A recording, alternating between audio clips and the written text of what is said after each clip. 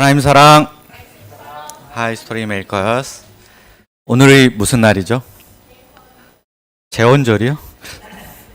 네, 오늘 개천절이죠.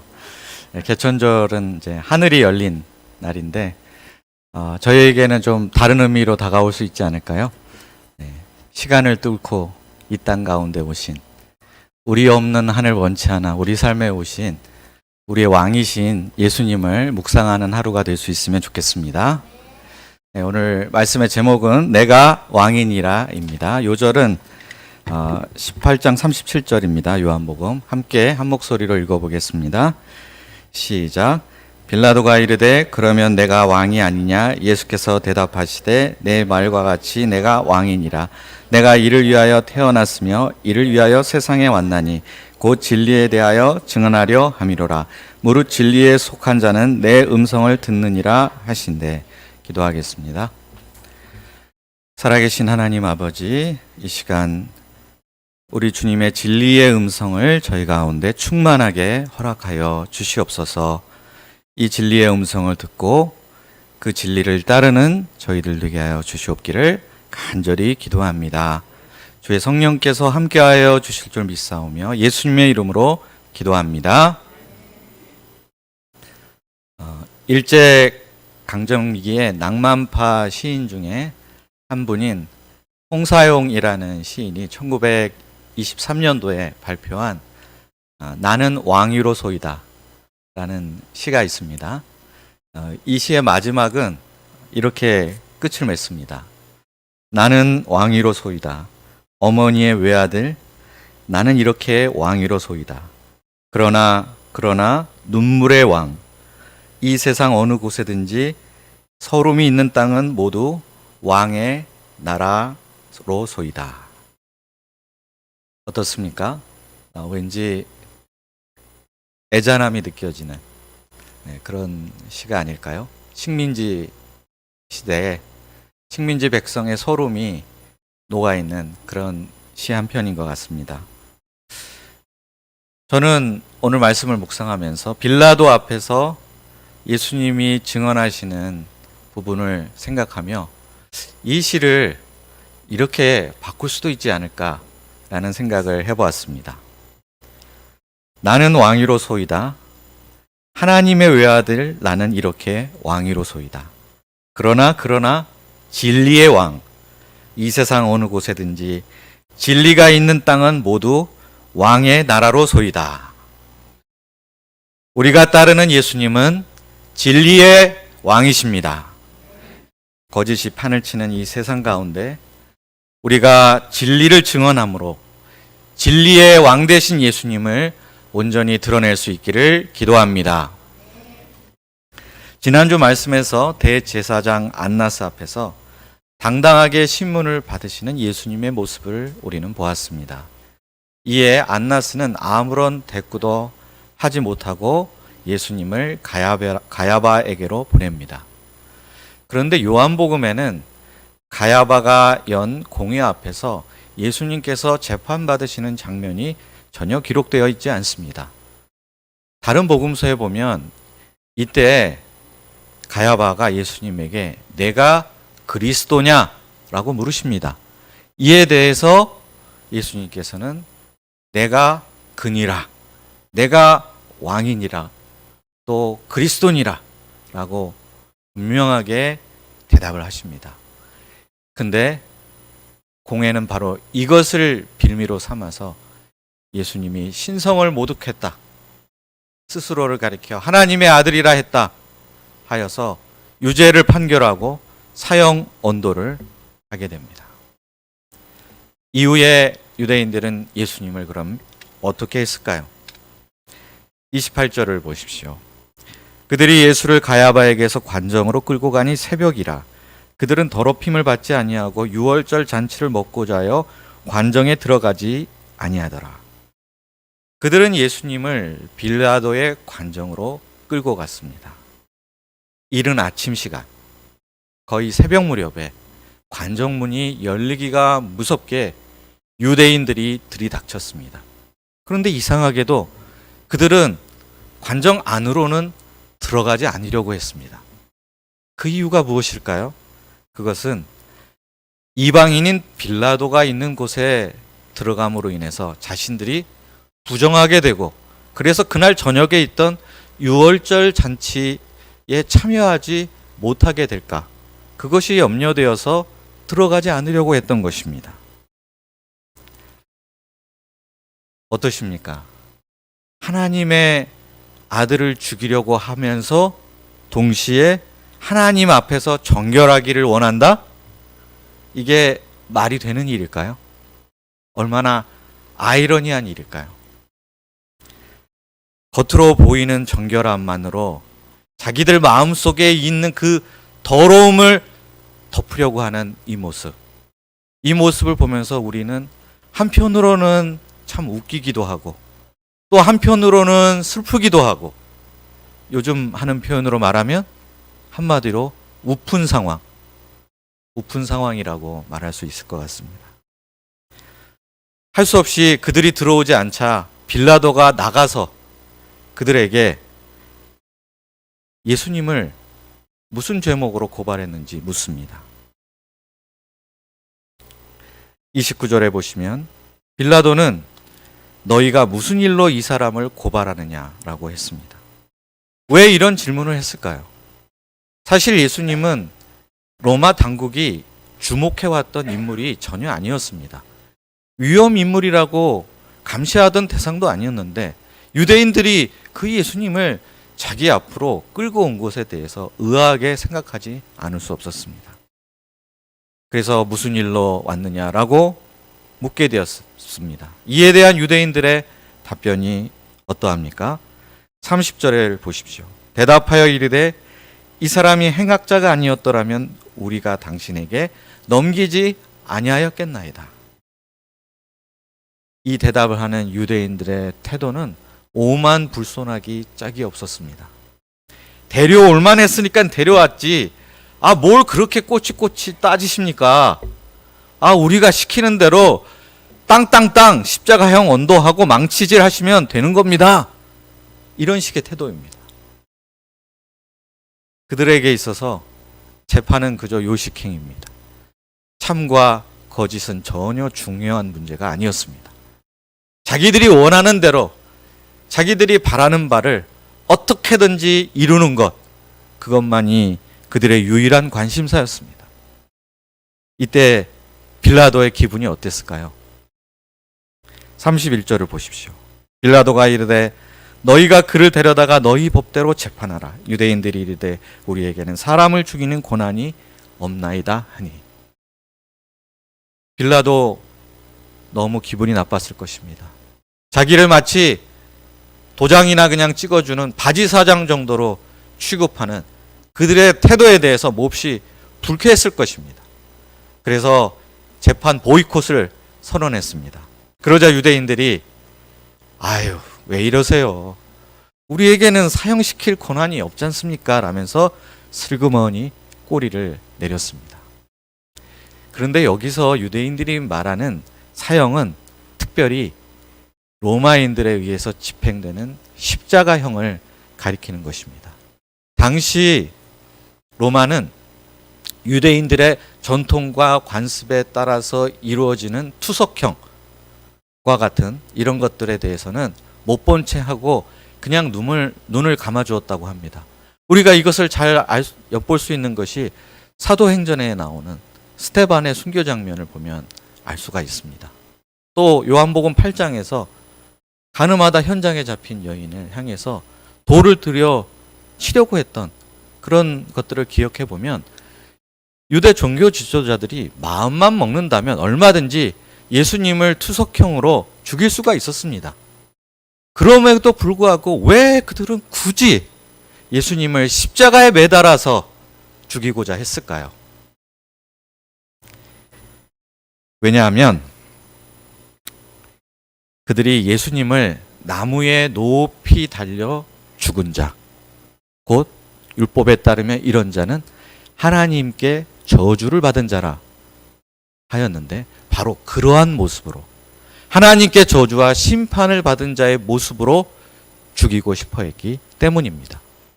그렇게 해야만 혹시라도 예수님이 죽은 후에 순교자가 되고 영웅이 되는 그런 사태를 철저하고 확실하게 미리 예방할 수 있다고 생각했기 때문입니다. 이 상황을 보면, 이 겉모습만 보면 예수님이 여기서 살 것이냐 죽을 것이냐, 만약에 죽더라도 어떻게 죽을 것이냐 하는 이 모든 문제들이 전부 유대의 종교 지도자들과 빌라도 사이에 서로 밀고 당기는 이 밀당과 거래에 의해서 결정되는 것만 같아 보입니다. 이 상황 속에서 예수님은 그저 그냥 질질 여기에 끌려가는 듯한 그런 수동적인 모습으로 보입니다. 그런데 정말 그런 것일까요? 보이는 것이 전부가 아니라는 말이 있지 않습니까? 정말 놀랍게도 여기에는 보이지 않는 숨은 진실이 감춰져 있었습니다. 그 숨은 진실이 과연 무엇이었을까요? 우리 다 함께 32절 말씀을 한 목소리로 읽어보도록 하겠습니다. 32절 시작. 이는 예수께서 자기가 어떠한 죽음으로 죽을 것을 가리켜 하신 말씀을 응하게 하려 함이니라. 놀라운 말씀입니다. 이 모든 상황, 이것이 말씀을 응하게 하려 하는 것이라고 분명하게 말하고 있습니다. 예수님께서는 앞서 12장 32, 33절에서 내가 땅에서 들리면 모든 사람을 내게로 이끌겠노라 하시니 이렇게 말씀하시면 자기가 어떠한 죽음으로 죽을 것을 보이심이라 라고 말씀하신 바가 있습니다. 여기서 땅에서 높이 들리는 것, 이것이 바로 예수님의 십자가 위에서의 죽으심을 가리키는 것입니다. 그리고 바로 그렇게 죽으셔야만 구원을 이룰 수 있다. 이것이 바로 구원의 한 방편이라는 것을 분명하게 말씀하고 계십니다. 왜 이것이 구원의 방편이 되는 것일까요? 예수님은 우리 죄인들에게 쏟아지는 그 죄의 저주, 율법의 저주를 대신 짊어지시고 하나님 앞에서 저주받은 자로 죽으시고자 하셨습니다.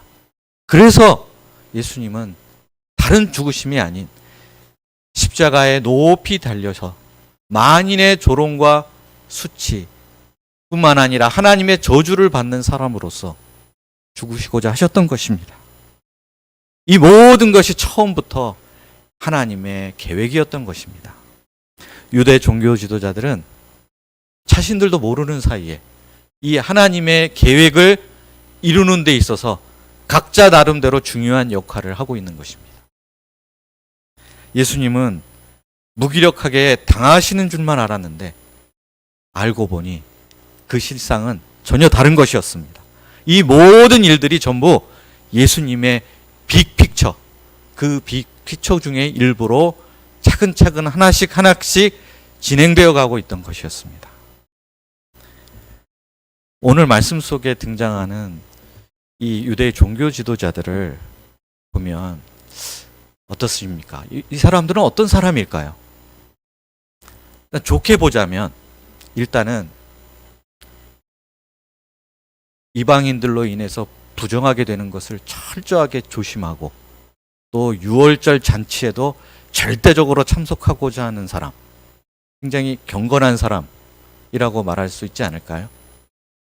게다가 굉장히 부지런합니다. 지금 밤샜거든요. 그런데 잠시도 쉬지 않고 이른 아침부터 또 빌라도의 법정으로 예수님을 끌고 가는 것을 보면 정말 엄청 부지런한 사람들입니다. 게다가 머리도 참 좋은 것 같아요. 당대 그 지역의 최고 권력자인 빌라도에게 한 번은 세게 밀었다가 한 번은 슬쩍 빼기도 하면서 밀당과 거래에 능한 아주 수완 좋은 사람들입니다. 어떻습니까? 이런 사람들. 왠지 낯설지 않은 느낌이 들지 않으시나요? 혹시 내일 쉬고 모레 화요일 날 출근하시면 회사에서 만나게 될 그 누군가가 좀 떠오르지 않으십니까?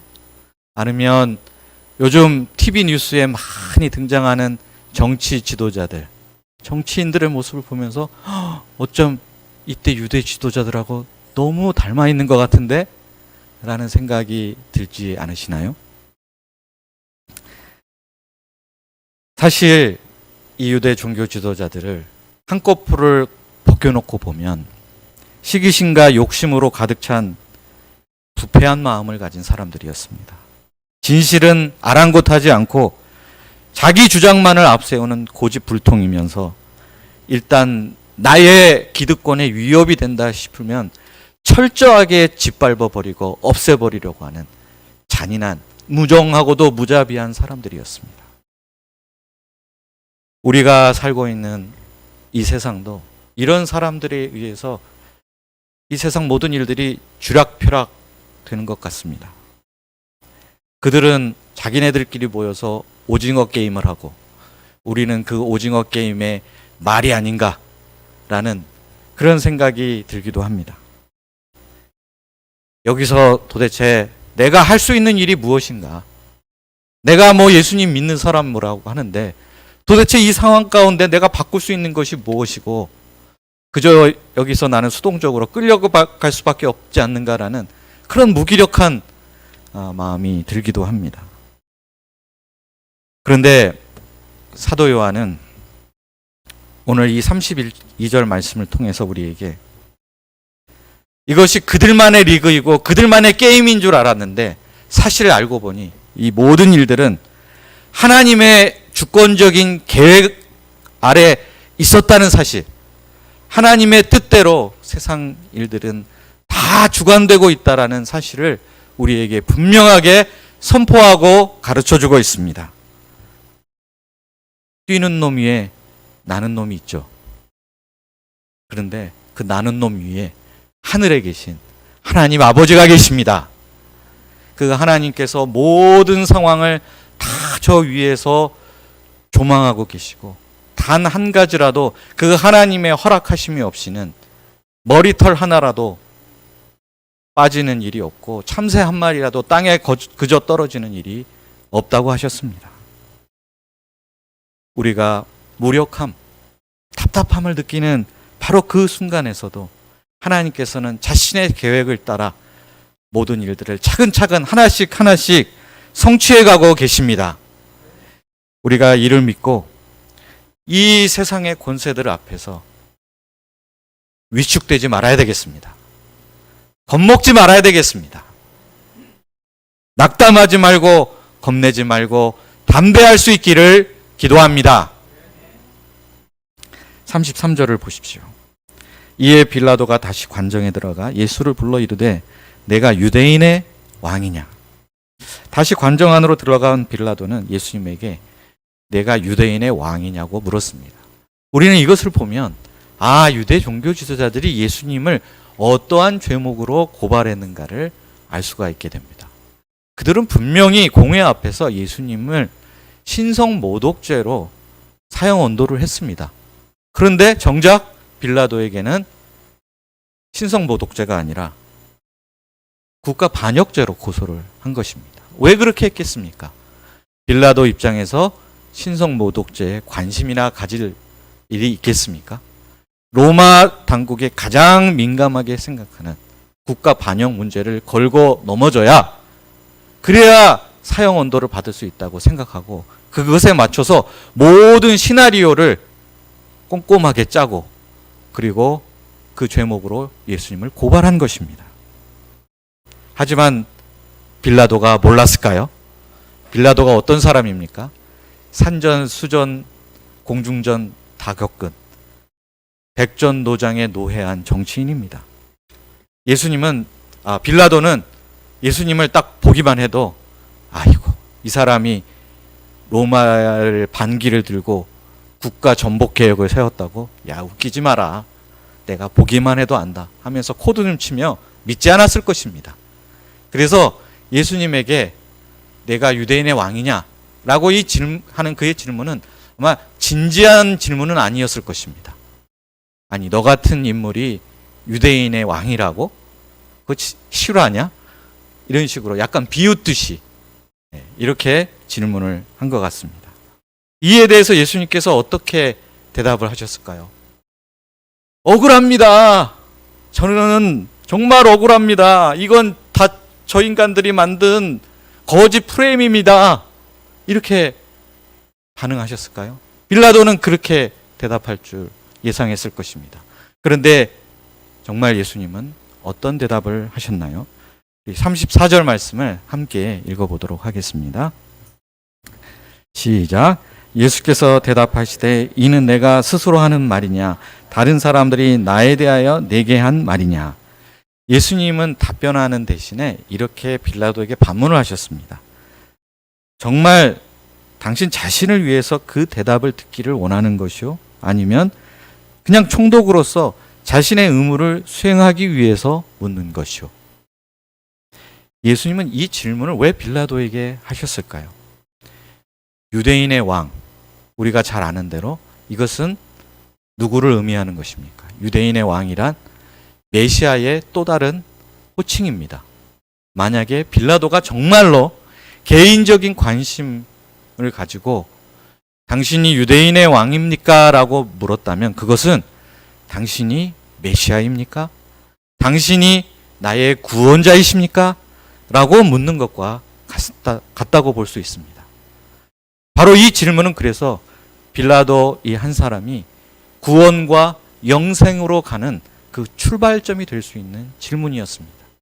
예수님께서는 빌라도가 사무적으로 이 질문을 하지 말고 정말 자신의 구원을 위해서 예수님이 누구신지 알기를 바라셨던 것입니다.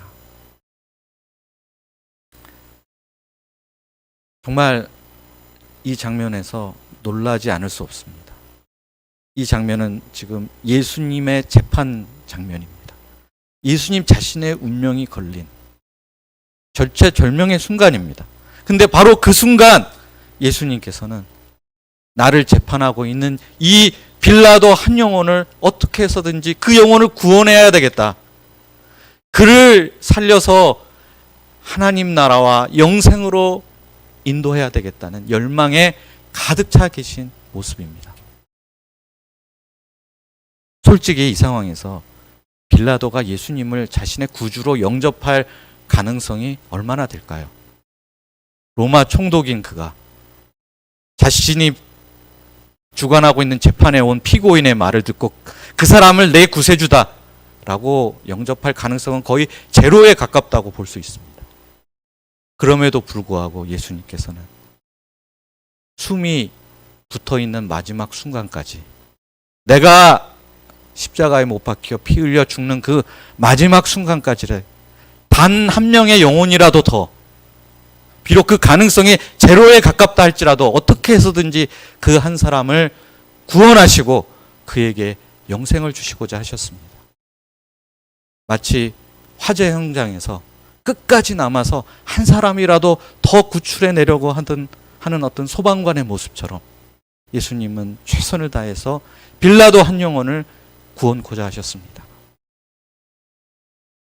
그런데 그 결과가 어떻게 되었나요? 35절을 보십시오.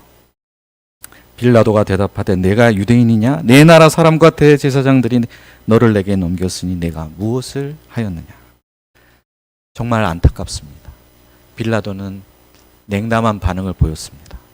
아니 내가 유대인도 아닌데 너에 대해서 개인적인 관심을 가질 일이 뭐가 있겠느냐? 이렇게 퉁쳐버렸습니다. 예상했던 답변이지만 너무 안타까운 순간 아닐까요?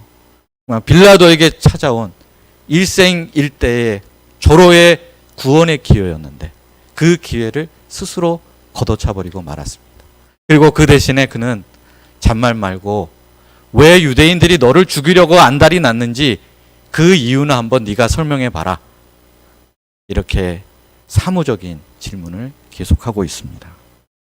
그런데 빌라도의 이 질문은 참 중요한 질문이었습니다. 왜냐하면 바로 이 질문에 대한 예수님의 대답 속에서 우리는 예수님의 나라가 어떠한 나라이며 또 예수님은 어떤 왕이신가가 잘 드러나 있기 때문입니다. 첫째로 예수님의 나라는 이 세상에 속한 나라가 아닙니다. 36절 말씀을 우리 다 같이 한 목소리로 읽어보도록 하겠습니다. 시작. 예수께서 대답하시되 내 나라는 이 세상에 속한 것이 아니니라. 만일 내 나라가 이 세상에 속한 것이었더라면 내 종들이 싸워 나로 유대인들에게 넘겨지지 않게 하였으리라. 이제 내 나라는 여기에 속한 것이 아니니라. 36절 속에는 내 나라라는 표현이 무려 3번이나 반복이 됩니다. 이것을 보면 예수님께서 자신이 왕이다 라는 것을 분명하게 시인하신 것입니다. 동시에 그 예수님의 나라는 이 세상에 속한 나라가 아니라고 또 2번이나 힘주어 강조하셨습니다. 만약 예수님의 나라가 이 세상에 속한 나라였다면, 이 세상 가운데 자기 나라를 세우려고 하셨다면 체포당하실 때 예수님은 결코 가만히 있지 않으셨을 것입니다. 자기 제자들에게 너희들은 나가서 목숨을 걸고 나를 보호해라. 또 자신을 따르던 수많은 추종자들을 불러서 봉기를 일으키셨을 것입니다. 그러나 예수님은 실제로 어떻게 하셨습니까? 칼을 뽑아들었던 베드로를 향해서 내 칼을 칼집에 집어넣으라 라고 말씀하신 후에 순순히 체포되셨습니다. 왜냐하면 예수님의 나라는 칼과 창과 무기에 의해서 세워지는 나라가 결코 아니기 때문입니다. 예수님의 나라는 그런 세상 나라와는 전혀 다른 나라이기 때문입니다. 교회를 가리켜서 이런 표현이 있습니다. 교회는 하나님 나라의 전초기지이다. 그렇다면 이 교회 역시 하나님 나라의 통치 원리에 의해 움직이는 것, 그 통치 원리에 입각해 움직이는 곳이 되어야 한다는 것은 아주 자명한 이치라고 할 수 있습니다. 만약 그런데 교회가 이 세상 나라의 원리에 따라 움직인다면 그때부터는 더 이상 하나님 나라의 전초기지로서의 이 역할을 수행하지 못하게 될 것입니다. 예수님의 오늘 말씀에 따르면 이 세상 나라는 무기를 들고 싸워 지켜야만 되는 나라입니다. 지난 금요일에 국군의 날 기념식이 있었습니다. 혹시 보셨나요? 국군의 날 기념식?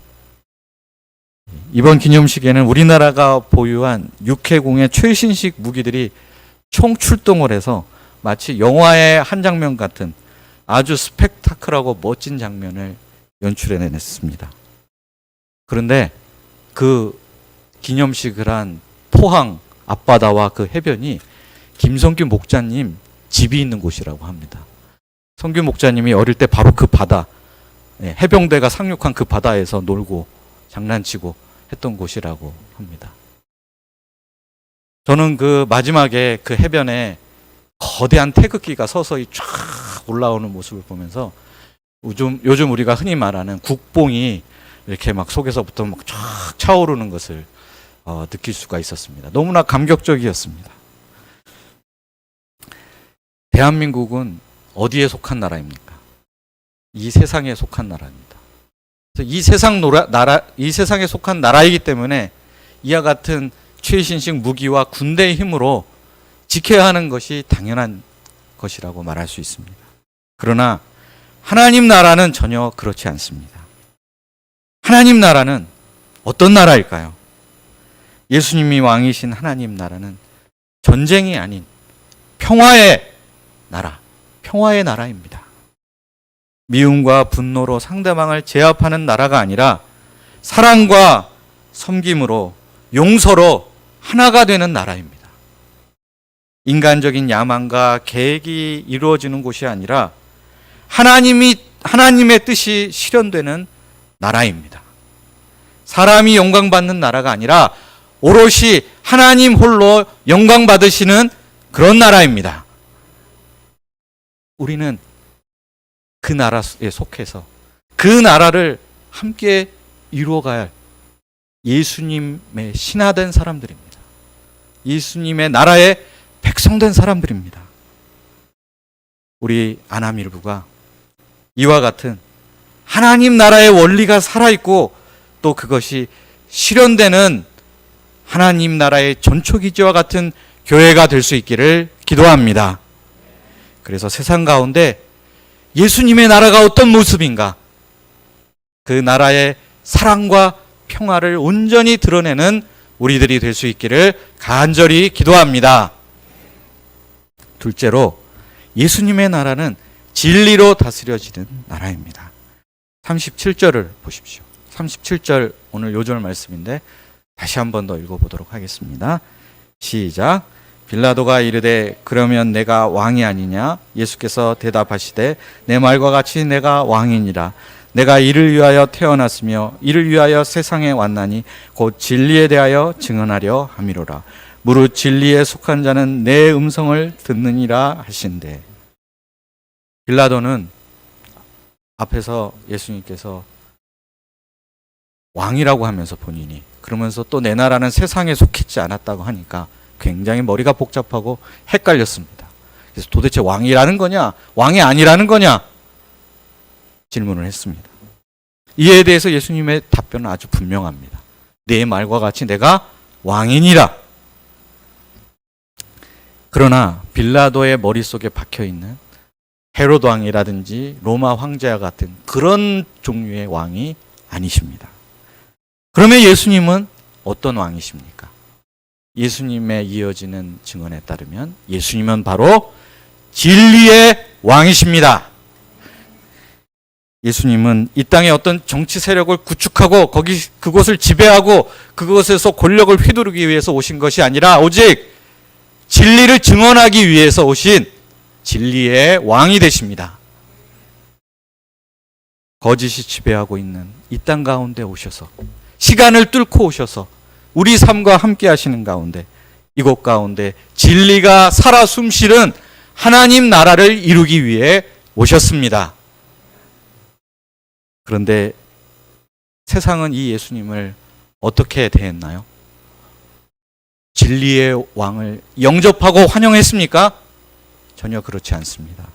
세상은 진리의 왕을 공격하고 결국에는 죽이고자 합니다. 왜 그렇습니까? 예수님으로부터 나오는 그 진리의 증언을 듣기 싫었기 때문입니다. 예수님의 진리의 말씀은 자신들의 거짓과 위선을 세상 만방에 드러나게 했기 때문입니다. 그래서 그들은 예수님의 진리가 불편했고 그 증언을 하시는 예수님이 미워도 너무 미웠던 것입니다. 그들은 진리에는 관심이 없었습니다. 진리보다는 힘과 권력에 관심이 있었습니다. 왜냐하면 힘과 권세만 있다면 거짓도 얼마든지 진리로 바꿀 수 있고 반대로 진리를 거짓으로 뒤바꿔 놓을 수 있다고 믿었기 때문입니다. 그런데 이런 사람들 앞에서 지금 예수님은 피고인의 신분으로 서 계십니다. 그렇다면 진리가 거짓에 패배한 거 아닐까요? 진리는 항상 이처럼 무력할 수밖에 없는 것일까요? 그런데 결코 그렇지 않습니다. 우리는 최후에 누가 이길 것인가? 최후에 웃는 자가 승자라는 말이 있는 것처럼 최후의 승자가 누구인지를 바라봐야 되겠습니다. 이 재판의 주역 중에 한 사람이었던 빌라도는 이후에 어떻게 되었을까요? 그는 AD 35년에 유대 땅에서 일어났던 봉기를 제대로 수습하지 못했다는 이유로 로마로 소환을 당하고 그 이후로 역사 기록에서 사라집니다. 아마도 어딘가 야만인의 땅으로 유배를 가지 않았을까? 많은 사람들이 그렇게 추정을 합니다. 진리를 고수하지 못하고 흔들리고 타협했던 그는 이렇게 역사의 뒤안길로 사라졌습니다. 그러면 유대 종교 지도자들은 어떻게 되었나요? 그들은 한동안 예수님을 제거했으니 이제 발 뻗고 살 수 있겠다 이렇게 평안을 누렸을지 모릅니다. 그러나 결국에는 AD 70년에 예루살렘 멸망과 함께 그들의 권력의 뿌리가 되었던 성전이 무너짐과 함께 모두 다 몰락하게 됩니다. 역사가 증명하는 바는 분명합니다. 결국에는 진리가 승리한다는 것입니다. 진리의 왕이신 예수님은 그들이 역사의 뒤안길로 사라진 이후에도 지금까지 2000년이 넘도록 우리 가운데 우리의 마음을 예수님의 진리로, 하나님의 진리로 다스리고 계십니다. 이것은 역사뿐만 아니라 또한 우리의 삶 속에서 우리가 살아가면서 체험하는 진실이기도 합니다.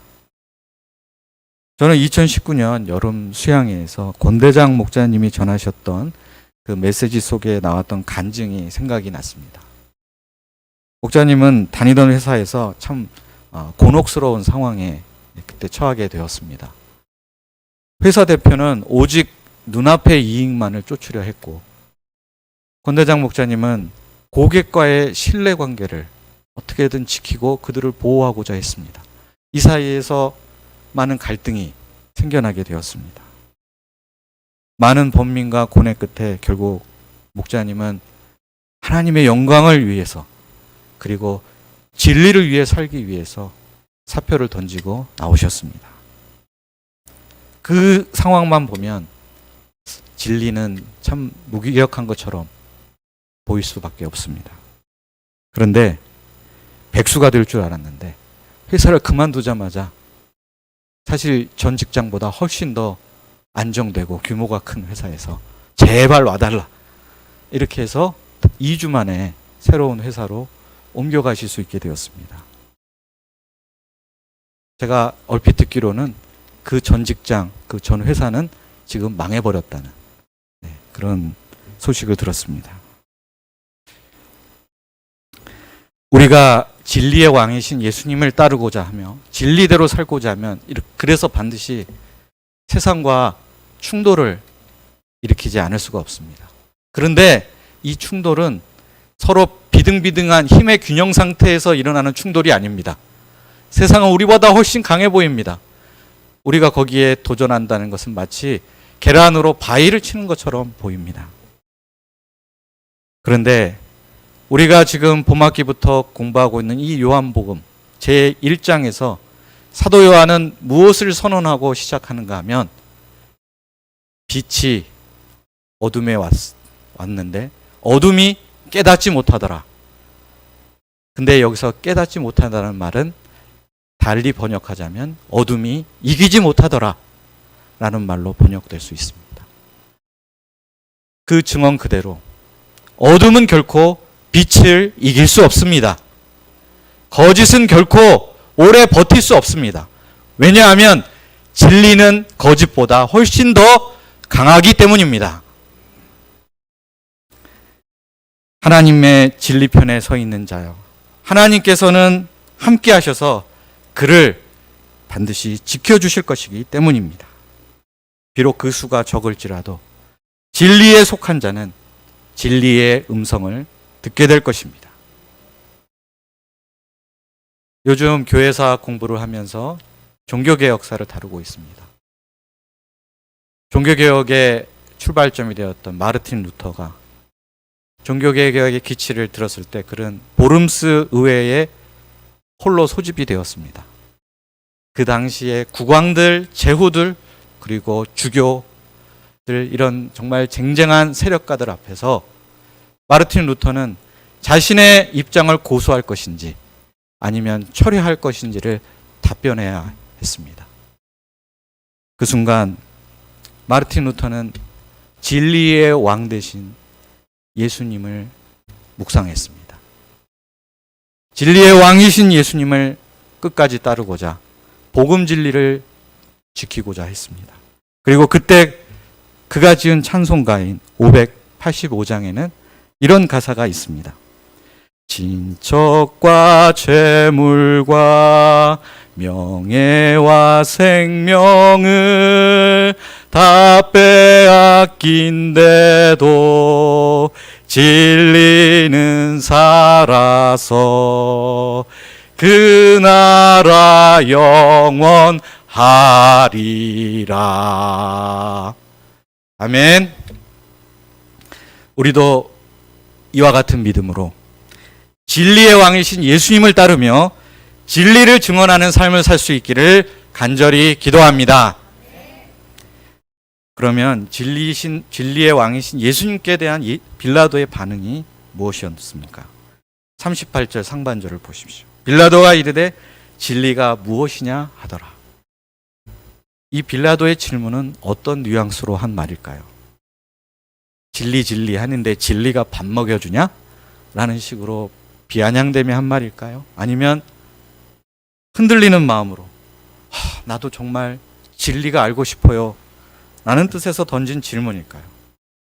그 어떤 의미인지 간에 진리 안에 사시며 진리를 거침없이 증언하시는 이 예수님의 모습은 빌라도에게 한동안 잊고 있었던 진리에 대한 관심을 불러일으켰던 것만은 분명한 것입니다. 38절 하반절을 보십시오. 이 말을 하고 다시 유대인들에게 나가서 이르되 나는 그에게서 아무 죄도 찾지 못하였노라. 빌라도가 예수님을 비록 진리의 왕으로 영접하지는 않았지만 그의 심경에 분명한 변화가 있었습니다. 처음에는 무관심했던 그가 이제는 예수님을 어떻게 해서든지 보호해 주어야겠다고 마음을 먹게 되었습니다. 그래서 유대인들 앞에 나가서 이 사람에게서 아무 죄를 찾지 못했다라고 발표를 했습니다. 그러면 이제 남은 일이 무엇일까요? 죄가 없으니 석방을 해주면 됩니다. 이것이 바로 진리입니다. 그런데 빌라도는 진리보다도 자기의 이익을 더 중요시 여기는 사람이었습니다. 그래서 머리를 굴려 한 가지 꾀를 생각해내었습니다. 39절을 보십시오. 6월절이면 내가 너희에게 한 사람을 놓아주는 전례가 있으니 그러면 너희는 내가 유대인의 왕을 너희에게 놓아주기를 원하느냐 하니 빌라도는 6월절 특사로 예수님을 석방해 주자고 제안을 했습니다. 그러면 어쨌든 예수님을 고발한 유대인들의 체면도 좀 세워주면서 또 총독인 자기의 체면도 서고 또 예수님은 석방돼서 좋고 누이 좋고 매부 좋고 다 좋은 일이 아니냐 하면서 이 정도 선에서 적절히 타협하고 이 사태를 마무리 짓고 싶었습니다. 그런데 과연 그의 뜻대로 사태가 흘러갔을까요? 40절을 보십시오. 그들이 또 소리질러 이르되 이 사람이 아니라 바라바라 하니 바라바는 강도였더라. 유대인들은 예수님 대신에 바라바를 석방하라, 바라바를 살려내라 소리치기 시작했습니다. 본문에서 강도라는 표현은 우리가 흔히 아는 식으로 길 가다가 다른 사람의 물건을 빼앗는 그런 사람이 아니라 당시에는 사람을 죽인 테러리스트를 가리키는 표현이었습니다. 빌라도는 그들이 설마 예수님 대신에 유죄가 너무나도 명백한 바라바를 살려달라고 할 줄은 꿈에도 생각해 본 적이 없었습니다. 이로써 빌라도의 책략은 완전히 실패로 돌아가고 말았습니다. 어떻게 테러리스트보다 예수님이 더 위험인물일 수 있을까요? 예수님이 증언한 진리가 테러보다도 그들을 더 아프게 했기 때문입니다. 거짓의 사람에게 있어서 세상에서 가장 무서운 것이 무엇일까요? 거짓의 사람에게 가장 두려운 것은 바로 진리이기 때문입니다. 만약 우리가 진리의 왕이신 예수님을 따르고 있다면 세상은 그럼 우리에게 어떤 반응을 보일까요? 유대인들처럼 우리를 불편하게 여기고 미워할지 모릅니다. 이건 어떻게 보면 당연한 일입니다. 그러나 이것이 또 전부는 아닙니다. 빌라도처럼 우리에게 내가 따르고 있는 진리가 도대체 무엇이냐? 너는 왜 그 진리를 따르고자 하느냐라고 관심을 갖고 묻는 사람이 생겨날 것입니다. 그래서 사도 베드로는 너희 속에 있는 소망에 관한 이유를 묻는 자에게 대답할 것을 항상 준비하라 라고 권면한 바 있습니다. 이때 우리가 오늘 빌라도 앞에 선 예수님처럼 주눅들지 말고 이 세상에 속하지 않은 하나님 나라에 대해서 진리이신 예수님에 대해서 담대하게 증언하는 사람들이 될 수 있기를 간절히 기도합니다. 기도하겠습니다. 하나님 아버지, 이 시간 진리의 왕 되신 예수님을 저에게 바라보게 해주셔서 감사를 드립니다. 진리의 나라, 예수님의 나라에 속한 백성으로서 그 진리의 말씀을 따르고 진리대로 살며 진리로 살기 때문에 생겨나는 모든 고난을 묵묵히 감내하며 온전히 진리의 왕 예수님을 드러내게 도와주시기를 간절히 기도합니다. 하나님 아버지, 이 세상 나라의 거짓에 저희가 휘둘리지 않게 도와주시옵소서. 늘 진리의 말씀만을 붙들고 그 말씀에 순종하며 살아갈 수 있기를 간절히 기도합니다. 예수님의 이름으로 기도합니다.